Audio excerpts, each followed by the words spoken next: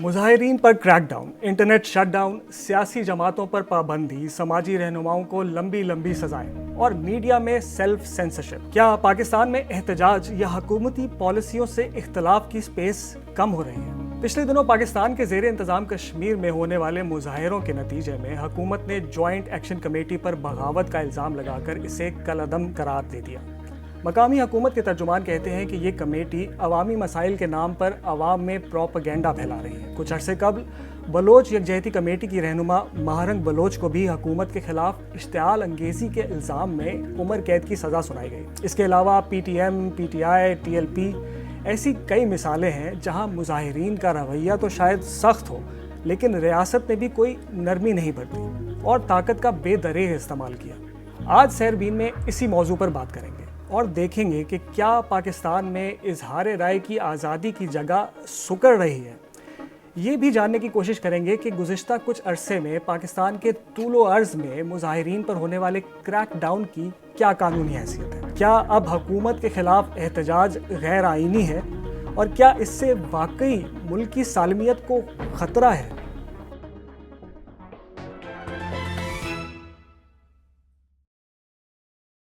سب سے پہلے بات کرتے ہیں عورت مارچ کی۔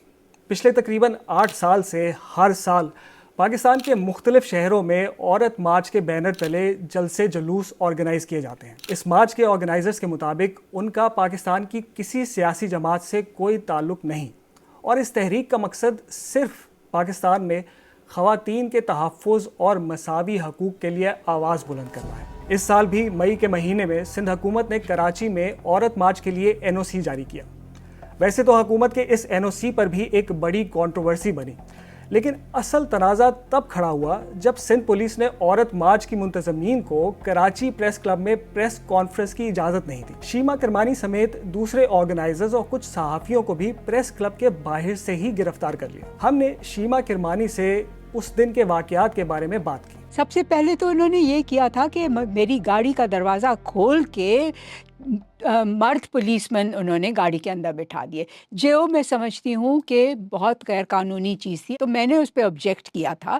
تو پھر انہوں نے جب ہم نے کچھ شور مچایا تو پھر انہوں نے وہ میل پولیس والوں کو ہٹا کے فیمیل پولیس والوں کو اندر گھسیڑ دیا، اور اس پہ بھی ہم نے شور مچایا۔ تو پھر انہوں نے مجھے کھینچنا شروع کیا، گاڑی میری چابی نکالی گاڑی میں سے اور وہ لوگ مجھے کھینچنے لگے۔ اور پھر کیونکہ میں ریزسٹ کر رہی تھی، کیونکہ میں نے کہا کہ ہم کیوں جائیں، خاموشی سے ہم کیوں جائیں پولیس بھائی، آپ کیسے ہمیں لے جائے، کوئی لیگل طریقے، یہ انلیگل ہے۔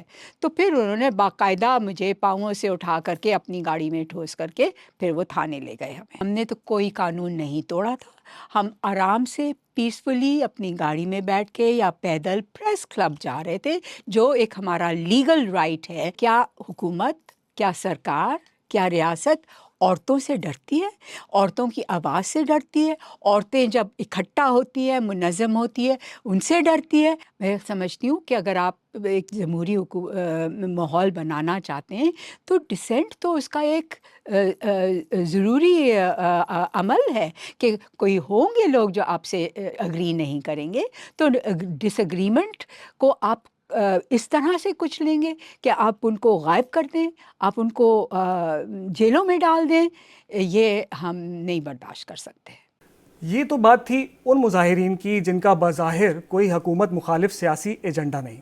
انفیکٹ اس واقعے کے بعد سندھ حکومت نے اپنے بیان میں خود سندھ پولیس کے اس اقدام کی مذمت بھی کی۔ لیکن پھر سوال یہ بنتا ہے کہ کیا یہ گرفتاریاں ان پولیس افسران کا اپنا فیصلہ تھا، یا پھر کیا یہ اور اس سے ملتے جلتے کئی دوسرے واقعات اختلاف رائے کے حوالے سے ریاست کی سوچ میں کسی بڑی تبدیلی کی نشاندہی کرتے ہیں؟ لیکن یہ کیسے پتہ لگے کہ ریاست کیا سوچ رہی ہے؟ ایک طریقہ ہے، پہلے تو دیکھتے ہیں کہ موجودہ حکومت نے اظہار رائے کے حوالے سے گزشتہ برسوں میں کیا قانون سازی کی ہے۔ پاکستان الیکٹرانک کرائمز ایکٹ یا پیکا سب سے پہلے 2016 میں آئین کا حصہ بنا تھا، لیکن آپ کو یاد ہوگا کہ موجودہ حکومت نے جنوری 2025 میں اس قانون میں ایک بڑی اور متنازع ترمیم کے بعد اینٹی ڈس انفارمیشن لاء متعارف کرایا، جس کے بعد اب انٹرنیٹ پر جھوٹی یا گمراہ کن خبریں پھیلانے کی سزا 3 سال قید ہو سکتی ہے۔ ہیومن رائٹس واچ کی ایک رپورٹ کے مطابق 2025 میں حکومت نے اس متنازع قانون کا سہارا لیتے ہوئے سیاسی مخالفین، سول سوسائٹی اور میڈیا پر واضح کریک ڈاؤن کیا۔ گزشتہ سال سینٹ اسٹینڈنگ کمیٹی کے سامنے پیش کیے گئے اعداد و شمار کے مطابق پیکا میں ترمیم کی منظوری کے بعد پہلے 8 مہینوں میں اس کے تحت 689 نئے کیسز رجسٹر کیے گئے۔ 2026 میں اس قانون کے اطلاق کی ایک بڑی مثال ہیومن رائٹس لائرز ایمان مزاری اور ہادی علی چٹھا کی ہے، جنہیں ان کی سوشل میڈیا پوسٹ کے نتیجے میں 17 سال قید کی سزا سنائی گئی۔ انسانی حقوق کے کارکنوں کا کہنا ہے کہ حکومت کے اس جارحانہ رویے سے معاشرے میں سیلف سینسرشپ کو فروغ ملے گا، یعنی کہ لوگ اور ادارے سزا کے ڈر سے حکومت اور حکمرانوں پر جائز تنقید سے بھی گریز کریں گے۔ مدعا Tariq Asia forum for human rights and development سے منسلک ہے۔ میں نے سب سے پہلے ان سے یہی پوچھا کہ کیا وہ سمجھتی ہیں کہ ایشیا میں اور خصوصاً پاکستان میں مجموعی طور پر شہری آزادیوں کے لیے دستیاب جگہ سکڑ رہی ہے۔ یہ پوری ایشیا کی کنسرن ہے کہ سیوک اسپیس شرنک ہو رہی ہے۔ جو میری تنظیم ہے فورم ایشیا، ہم بھی یہ ڈاکیومنٹ کرتے آ رہے ہیں، اور جو باقی تنظیمیں ہیں جیسے سیوکس ہے، ابھی پاکستان کا سکور 24 آؤٹ آف 100 ہے، جو کہ ریپریسڈ کیٹیگری میں آتا ہے۔ لیکن ساتھ ہی ساتھ جو میرے لیے سب سے زیادہ ورینگ ٹرینڈ ہے وہ یہ ہے کہ جو سیوک پارٹیسپیشن ہے اس کی سیکیورٹائزیشن ہو رہی ہے، یعنی کہ جو چیزیں ایک ڈیموکریسی میں نارمل جیسے کہ امنی احتجاج کرنا، آرگنائز کرنا، اسٹیٹ سے اکاؤنٹیبلٹی دینا، ڈیمانڈ کرنا، یا ایسی چیزوں کو انکریزنگلی ہم نے دیکھا ہے کہ لا اینڈ آرڈر یا نیشنل سیکیورٹی لینس سے دیکھا جا رہا ہے۔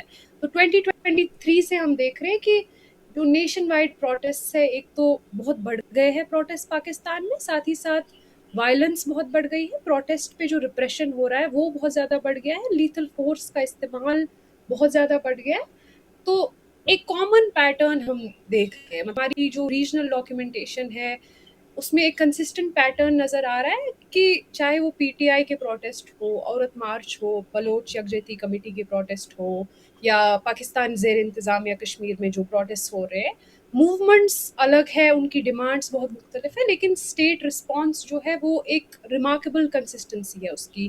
ایک تو ہم دیکھتے ہیں سیکشن 144، سیکشن 144 کا استعمال ہو رہا ہے، پریونٹیو ڈیٹینشن ہو رہا ہے، ہزار افرادوں کو ایک ساتھ اریسٹ کیا جا رہا ہے، ساتھ ہی ساتھ انٹرنیٹ شٹ ڈاؤنس ہو رہے ہیں۔ آپ نے سیوک اسپیس کی بات کی، جو ہے سٹیزنس کے رائٹس کی بات کی، تو ایک ڈیموکریٹک سوسائٹی میں آپ کو کیا لگتا ہے کہ سیوک اسپیس کی جو یہ ٹرم ہے اس کی کیا اہمیت ہے؟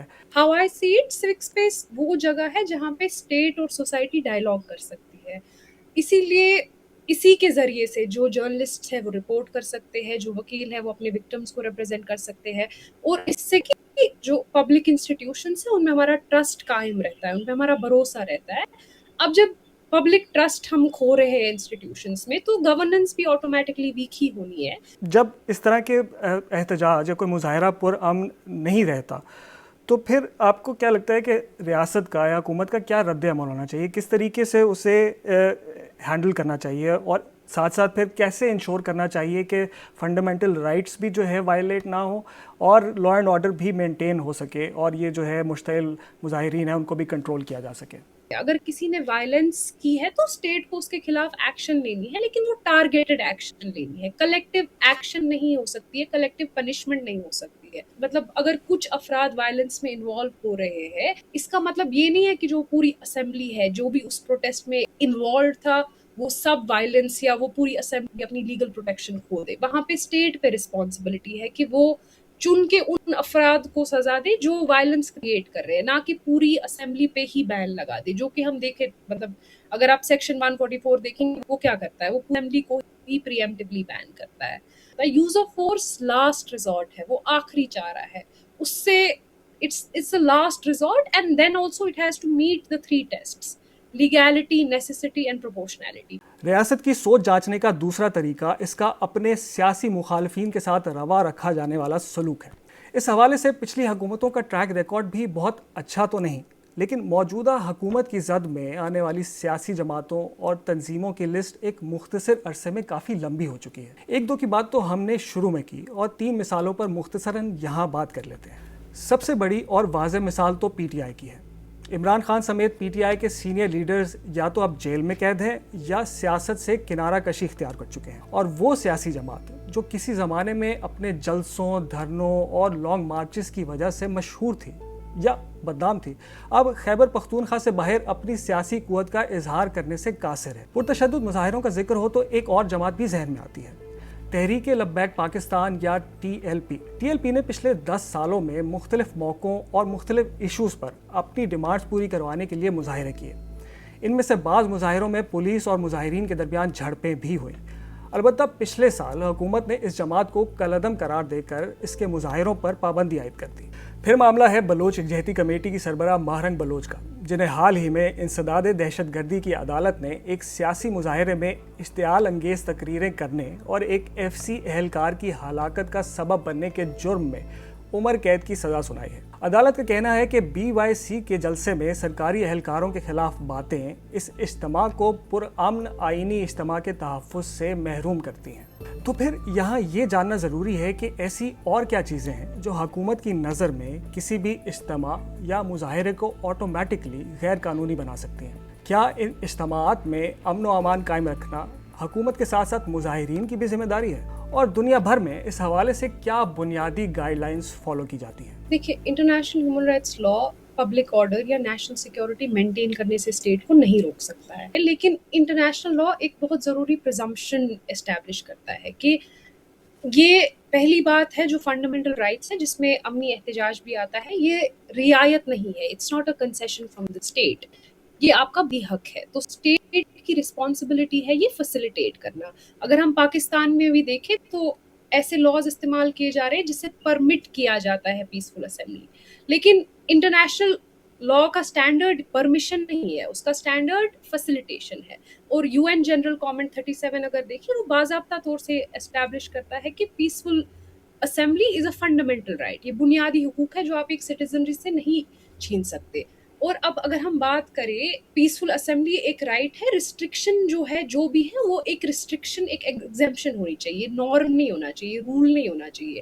اسی لیے اسٹیٹ پہ برڈن ہے کہ جو کوئی بھی ریسٹرکشن یا پابندی یہ پیسفل پروٹیسٹ پہ لگائے، ایک تو اس کے 3 کرائٹیریا ہے، ایک تو لافل ہونا چاہیے، پروپورشنیٹ ہونا چاہیے اور نیسیسری ہونا چاہیے۔ لیکن مسئلہ یہ ہے کہ جیسے اگر آپ دیکھیں کچھ لاز جو پچھلے 3 سال میں لائے گئے ہیں، جیسے peaceful assembly and public order law ہے، یا پیکا میں جو امینڈمنٹس لائے گئے ہیں، یا 26-27 امینڈمنٹس، کانسٹیٹیوشنل امینڈمنٹس، وہ انٹرنیشنل لا کے ساتھ کمپیٹیبل ہی نہیں ہے۔ تو جو ہماری 3 ٹیسٹ ہے، جو 3 امتحان کراس کرنے ہیں کسی بھی ریسٹرکشن کو، وہ آلریڈی فیل ہو رہی ہے۔ اور as a state party to ICCPR Pakistan کا یہ آبلیگیشن ہے کہ یہ فنڈامنٹل رائٹس کو فیسیلیٹیٹ کرے۔ کیا آپ کو فیض آباد دھرنا یاد ہے؟ یہ دھرنا نومبر 2017 میں اسلام آباد اور راولپنڈی کے درمیان فیض آباد انٹرچینج پر تحریک لبیک پاکستان کی طرف سے دیا گیا۔ مدعا تھا انتخابی حلف نامے میں ختم نبوت کے حوالے سے متنازع ترمیم کا۔ جب یہ کیس سپریم کورٹ میں گیا تو جسٹس قاضی فائز عیسیٰ اور جسٹس مشیر عالم پر مشتمل 2 رکنی بینچ نے اپنے فیصلے میں آرمی چیف اور بحری اور فضائی افواج کے سربراہان کو وزارت دفاع کے توسط سے حکم دیا کہ وہ فوج کے ان اہلکاروں کے خلاف کارروائی کریں جنہوں نے اپنے حلف کی خلاف ورزی کی اور کسی سیاسی جماعت یا گروہ کی حمایت کی۔ اسی طرح 2013 میں عمران خان اور طاہر القادری کا دھرنا، جس نے اس وقت کی حکومت کو تقریباً مفلوج کر کے رکھ دیا۔ پارلیمان اور ٹی وی اسٹیشن پر حملہ بھی اسی وقت کی بات ہے۔ یہ سب مثالیں ماضی قریب کی ہیں، لیکن محسوس یہ ہوتا ہے کہ وہ کوئی اور زمانہ تھا۔ اسٹیبلشمنٹ کی پابندیوں کے باوجود اظہار آزادی رائے کی بھی کچھ سپیس موجود تھی۔ سابق وزیر اعظم نواز شریف کو اپنے جلسے جلوسوں میں اس وقت کے آرمی چیف پر تنقید کرنے اور یہ کہنے کی آزادی تھی کہ مجھے کیوں نکالا۔ جنرل باجوہ صاحب، آپ کو آئین اور قانون کی دھجیاں بکھیرتے ہوئے عمران نیازی کو عوامی مینڈیٹ کے خلاف وزیر اعظم بنانے کا حساب دینا ہے۔ لیکن اب حکومت کا موقف ہے کہ ملک میں ہونے والی لانگ مارچز اور دھرنے مسلح جتھوں کی شکل اختیار کرنے لگے ہیں۔ پولیٹیکل پارٹیز کا لانگ مارچ ہوتا ہے کہ آپ احتجاج کے طور پہ جو ہے وہ کسی جگہ پہ جو ہے وہ ایک ریلی کی صورت میں جو ہے وہ جاتے ہیں، وہ لشکر کشی ہے، یعنی مسلح انہوں نے مظفر آباد کی طرف جو ہے وہ مارچ کرنے کی جو ہے وہ کوشش کی۔ تو تو پھر حضرت مولانا پھر لا انفورسنگ ایجنسی جو ہیں اگر وہ ایسی صورتحال میں اپنی ذمہ داری جو ہے وہ نہیں نبھائیں گی تو پھر اس ذمہ داری کو جو ہے وہ کون پورا کرے گا؟ بی بی سی نے حکومتی اہلکاروں سے ان کے پوائنٹ آف ویو کے لیے کئی مرتبہ رابطہ کرنے کی کوشش کی، لیکن ان کی طرف سے کوئی جواب نہیں آیا۔ پاکستان کا آئین شہریوں کو اظہار رائے اور احتجاج کی آزادی تو دیتا ہے اور اسے فنڈامنٹل رائٹ یا بنیادی حق بھی قرار دیتا ہے، تاہم آئین کے مطابق یہ کوئی ایبسولوٹ رائٹ نہیں ہے۔ مطلب کہ قومی اور دفاعی سلامتی، ملک میں امن و امان، مذہب اور اخلاقی اقدار سمیت ایسے بہت سے عوامل ہیں جن پر آئین بھی اظہار کی مکمل آزادی نہیں دیتا۔ اگر ریاست کو لگے کہ بظاہر پرامن مظاہروں سے شہریوں کی زندگیاں مفلوج ہونے کا امکان ہے یا لا اینڈ آرڈر کی صورتحال خراب ہونے کا خطرہ ہے تو ایسے مظاہرے کی اجازت نہ دینا ریاست کی ثوابدید سمجھا جاتا ہے۔ پرتشدد عناصر سے عوام اور اقلیتوں کی جان و مال کا تحفظ چونکہ ریاست کی ذمہ داری ہے، اس لیے غیر قانونی اور اشتعال انگیز مظاہروں کو روکنے کی طاقت بھی ریاست کے پاس ہی ہے۔ میں نے صحافی اور انسانی حقوق کی کارکن منیزہ جہانگیر سے اس بارے میں بات کی اور پوچھا کہ حکومت کو کیوں، کب اور کیسے یہ لگتا ہے کہ ملک میں ہونے والا کوئی احتجاج غیر قانونی ہے اور آخر اسے کس بات کا ڈر ہوتا ہے۔ جہاں تک آزادی اظہار رائے کا سوال ہے وہ تو آپ کے سامنے ہی ہے، مگر دیکھیے کئی ایسے علاقے ہیں جہاں پہ سیکشن 144 لگا ہی ہوا ہے اور اس کو کبھی اٹھا ہی نہیں رہے۔ مسلسل اگر آپ سیکشن 144 لگا رہے ہیں تو اس کا مطلب یہ ہے کہ آپ نے کہہ دیا ہے کہ جی احتجاج جو ہے اس کا حق شہریوں کے پاس ہے ہی نہیں۔ اچھا، احتجاج کے حق کی ہم نے بات کی تو پھر ہم پاکستانی کانسٹیٹیوشن کی بات کرتے ہیں۔ پاکستان کا آئین جو ہے وہ پاکستانی شہریوں کو کیا حق دیتا ہے، کیا جو ہے کہ وہ کیسے احتجاج کریں؟ دیکھیے، رائٹ ٹو پیسفل پروٹیسٹ جو ہے وہ پاکستان کا آئین جو ہے وہ پاکستانی شہریوں کو دیتا ہے۔ دوسری بات مت بھولیے گا کہ ہر ملک کا ایک اپنا کلچر بھی ہوتا ہے، ایک سیاسی کلچر بھی ہوتا ہے۔ پاکستان میں ہمیشہ سے جو سیاسی کلچر رہا ہے اس کے اندر آزادی اظہار رائے، احتجاج کا حق ڈکٹیٹروں کے زمانوں میں بھی رہا ہے۔ کبھی ایسا وقت آیا ہی نہیں پاکستان کے اوپر کہ لوگوں نے احتجاج نہ کیا ہو۔ تو ایک ملک کا ایک کلچر بھی ہوتا ہے، ایک ہسٹری بھی ہوتی ہے، تو Pakistan as a history of courage اور اس کو ہمیں نظر انداز نہیں کرنا چاہیے۔ لیکن کیا کوئی باؤنڈریز بھی ڈیفائنڈ ہیں آئین میں، یا حکومت کو کیا یہ حق ہے کہ وہ کسی مظاہرے پر کو جو ہے پر پابندی لگائے کسی بھی وجہ سے؟ دیکھیے، وہ تو قوانین موجود ہیں پاکستان کے اندر کہ آپ پابندیاں لگا سکتے ہیں کسی بھی مظاہرے کے اوپر۔ ظاہر ہے اگر آپ ویپنز اٹھا کے لے آئیں کسی بھی مظاہرے کے اندر تو ادھر تو پابندی لگنی چاہیے، مگر ہم نے ماضی کے اندر کیا دیکھا ہے؟ ہم نے دیکھا ہے کہ جو مظاہرین ڈنڈے لے کے آئے یا ویپنز لے کے آئے تو ہم نے تو یہ بھی دیکھا ہے کہ حکومت نے ان کے ساتھ مذاکرات کیے۔ کیا تحریک لبیک پاکستان کے ساتھ حکومت نے مذاکرات ماضی میں نہیں کیے تھے؟ کیا وہ پرامن احتجاج تھے؟ تو دیکھیے، سلیکٹیو نہیں ہونی چاہیے۔ اگر آپ نے کسی کو پروٹیسٹ کرنے کی اجازت دینی ہے یا نہیں دینی چاہیے، اس کے اندر اسٹیٹ کی اپنی سلیکشن نہیں ہونی چاہیے، اس کے اندر آپ کو قانون کا فالو کرنا چاہیے۔